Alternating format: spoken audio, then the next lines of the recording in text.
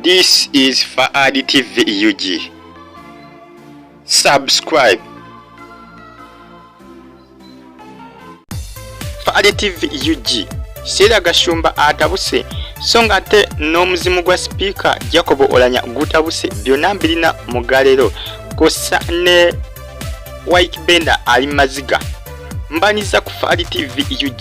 Ngena kusaba mbi osubscribinge ate osharinge video no sigala nga otufollowinga no Faadi TV UG ojja kuba ofuna amawuli agaba gakagwawo kosana agaba gatambula okwetola ensi yonna kosana wano mu ggwanga lya Uganda. Mu ggwanga lya Philippine abantu 200 bagudde mu gane bafa basi gibadde batambuliramu bwevudde ku lutindo waggulu negwa mu mugga abantu bangi bafudde abantu 200 bonna basanyewo bibadde wali mu ggwanga lya Philippine mu ggwanga lya Philippine munaye abantu bwe batyo bafudde abantu bane bafudde gamazima abantu bafudde abantu 200 basi badde yita ku lutindo terujwanidde bulungi neremererwa omugoba waayo neyitawo ku lutindo negwayo mu mugga abantu bafudde okuli abaana okuli abakyala bakadde lwakuba abamu abawonyeewonyeewoko abasinga babadde bavubuka nga basobola okuwuga kikibaletedde okulabika nga bo bawona era tebasobodde kufa. Faadi TV UG bibadde Philippine Bambi maziga gokka kitalo nnyo ky'abantu abo bantu 200 wali mu ggwanga lya Philippine basi yerindigudde ennume y'ekigo mu mugga abantu ne balyoka bafa. Abasinga abadde Bambi tebamanyi kuwuga abasinga abaana abato kugamba Kibinyo mubaddemu n'abaana abadde bava ku ssomero Bambi nabo bafiiriddemu mu baasi eyo wali mu ggwanga lya Philippine bantu 200 basuddemu akaba bonna bafudde bado n'abawonyeewo ababadde mu baasi eyo abala bonna bafudde. Faadi TV UG kitalo nnyo Bambi eky'abantu abo abafiiridde mu baasi mu ggwanga lya Philippine. Nyezeko ewa musajja mukulu White Bender the boy so tender musajja mukulu ono alina record label gye bayita Mpaka Records era nga abadde alinamu memba we gwe bayita Drikali ndowooza mumanyi Drikali musajja mukulu nga omulengerawo ni White Bender. Drikali sebo yavuddeyo n'ava mu ggwanga lya Uganda n'agenda mu ggwanga lya Canada nga tabuliddeko White Bender alina engeri gye yeegobyemu era White Bender Bambi kati bimusobedde. Omusajja yagenze bugenza ate nga badde bakwatagana teyambulidde kikyamuviiddeko kweka nga ayabulira ekibiina kya White Bender.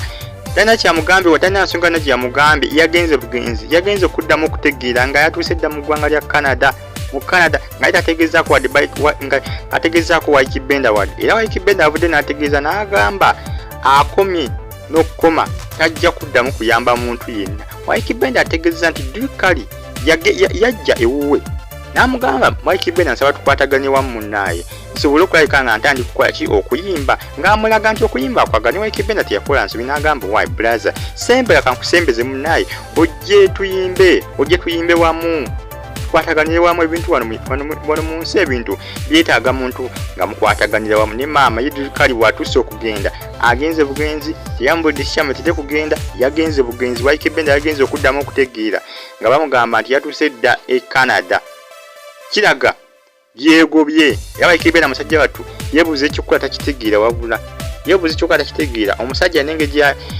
yamwabuliddemu okuva mu kibiina mu record label ye eya Mpaka Records nga talina nsonga na gyamugamba eyamutidde okulabika nga amwabulira. Drikali essaawa zino ali mu ggwanga lya Canada yatuuse dda mu ggwanga lya Canada ekyoka musajja mukulu musajja wattu White Bender talina kyamugambe wadde nakimu wadde ate nga badde bayimba bonna ng'ali mu record label ye mu kibiina kya White Bender nga mwayimbira Kibinyo.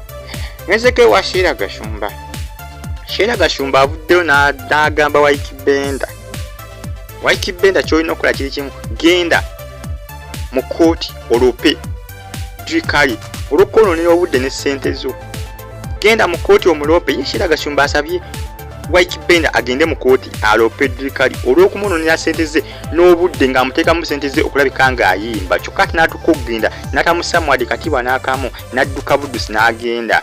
Sera Gashumba yasabye White Bender wabula Sera Gashumba mu kusaba White Bender ogenda mu kooti ate bannayuganda bamutabukiriza bamugamba nyaabo okomya akamanyiiro komya akamanyiro gwano wali eza God's plan nga God's plan yakutwala wa mu kooti nga yakutwala mu kooti oba kutwala mu komera bakusibe bamugambe sirikako wandibadde bimu byerekeza notabyogerako era Sheila Gashumba avuddeyo n'ategeeza nga wano mu Uganda waliwo abantu batamwagala naye nga abasinga bamulinako ennugu olw'obujja gyali olw'okubanga mulungi ate nga asobola n'okuzaala abaana abalungi.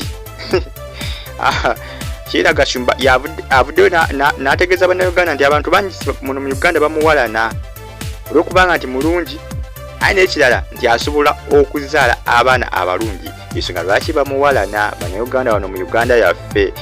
Naye avuddeyo okwogera bino olw'ensonga bannayuganda bamutabukidde okwongera ku nsonga za Drikali mbu Wakibenda agende mu kooti kyokka nga ate Sheila Gashumba y'omu naye yali eza musajja mukulu God's plan kyokka God's plan yamutwala mu kooti kumuvunaana ate nga yali asiteze empitirivu. Bannayuganda bategeeza nti Sheila Gashumba alabika sente za God's plan saakati zaaliko zaali mu kulyako mbu yamubba sente nnyingi kyokka ate kati aperepereza Wakibenda mbu agende mu kooti alope Drikali. Fali TV yujina kusaba mpi osubscribinge atosikalinga otufollowinga nenzeke wa speaker wa parliament omugenzi Jacob Aoulanya musajja mukulu ono onako olwaleero Anita Amongi speaker omujja bamuwadde office ya speaker wa parliament Jacob Aoulanya ngeri yafuuse speaker.